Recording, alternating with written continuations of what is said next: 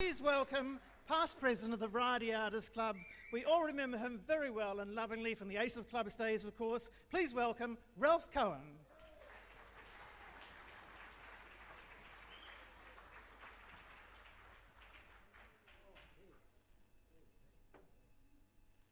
Well, I got to be honest, I've had a lot of introductions in my time, and that was one of them. Yeah, now, I don't even know, I've put it all here, so now I've lost it. What did I do with it? Oh, there it is, there it is. See, looking out over you tonight, you look like you could be quite a tough audience. I'm happy I didn't have to follow the band anyway and Shane, and there was a little break in between to bring you back down again. Well, it worked for me. I don't know about you, but it certainly worked for me. Now, music is a wonderful thing, and we know that from all the singers and musicians that are here tonight, but laughter can also be wonderful. I want you, on the count of three, I want you to do this for me, a little favor. I want you to turn to the person sitting on your left or right, whatever you desire. I want you to look them right in the eye, and I want you to laugh out loud. Are you ready? 1, 2, 3. Do it.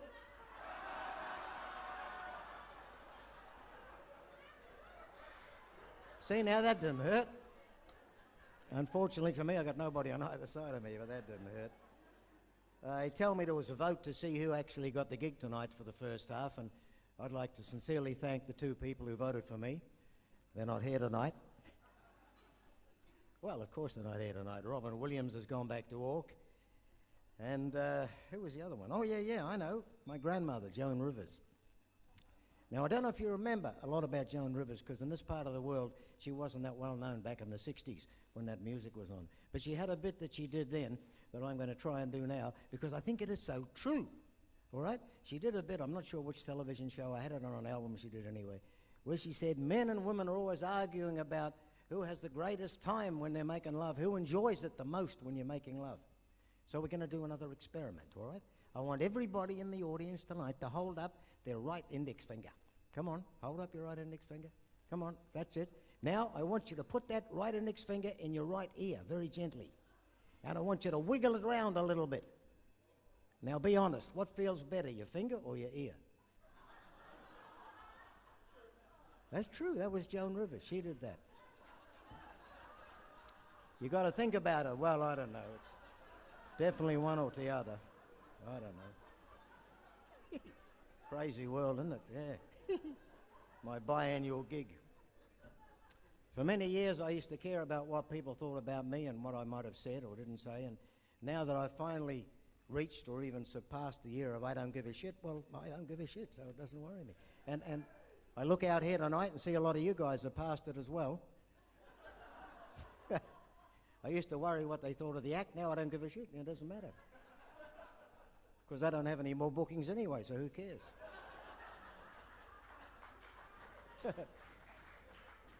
And I remember, I think I said it last year when we were here, and they asked me to do a little bit about Marcus Craig, Diamond Lil. I think I said it then, because he worked in comedy for so long, it wasn't the first time he died, but it was the last time. And unfortunately for me, I don't think it's going to happen tonight, but be honest, Ralph, I don't give a shit, so, you know, doesn't matter. Used to worry what people thought of the way I dress, colour coordination, which I've been sort of commented on rather tonight that it's quite good, and that's because my wife Christine did it, not me. I'm only wearing it, she picked it. But basically, I don't give a shit. You know. It just makes life so much easier when you say that to people. I'm still working. I work at a place called Movie World on the Gold Coast, and sometimes people complain about me to the management, and I don't give a shit. I guess the management doesn't either, because I'm still there. Technology, modern technology is a wonderful thing. Smartphones. You got a smartphone? Yeah? I'm better than that. I got a fart phone. Every time I pass wind, there's a ring involved.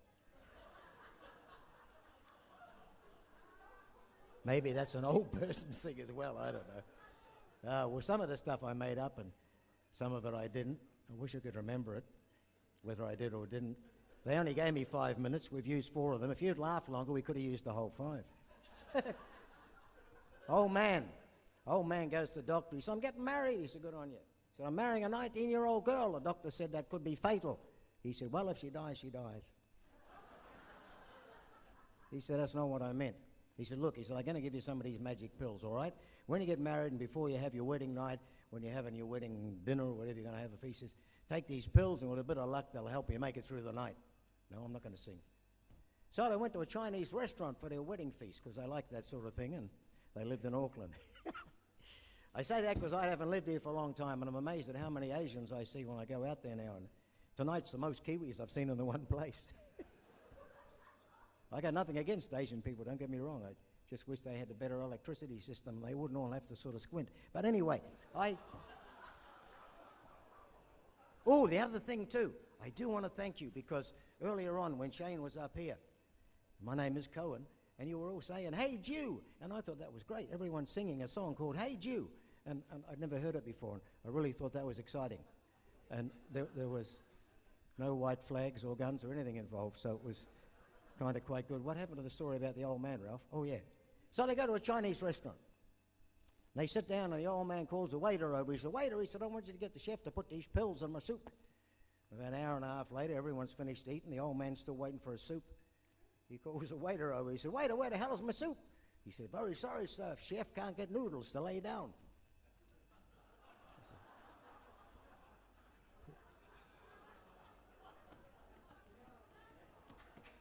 Oh, well, no sympathy. No sympathy. Now I've lost the page that tells me what I've got to do next. Have I done the 5? Must have done it by now. One day I was over at Devonport watching a Navy boat come back. That must have been years ago, eh? And there's a big crowd of wives, or obviously officers and men on the boat, standing on the wharf, waiting. And there's a lady beside me, attractive girl, and she's looking up at the bridge, obviously the wife of one of the officers. And she's going, "Hey, darling, welcome home, EF, EF, EF. And there's a guy up there with a peak cap and all the parade, and he's going, "Hello, darling, it's great to be back, FF, FF. And she's going, EF, EF, and he's going, FF, FF. Eventually he came running down the gangway, gave her a big cuddle and a kiss. I went over, I said, "I couldn't help hearing you two. What the hell is this EFFF business?" He said, "Well, I'm in the Navy." I said, "I know that." And he said, "I travel a lot, and so the wife and I can talk before the ship docks. We've worked out a special code." And I said, "Oh, yeah." And he said, "He wants to eat." She didn't say, he said, "She wants to eat first." She wants to eat first. See, you got to think where you got to ask the person beside you to explain it. I could never figure out why he wanted to fight first. Didn't make sense to me. Okay, ladies and gentlemen, that's near enough to 5 minutes, I think.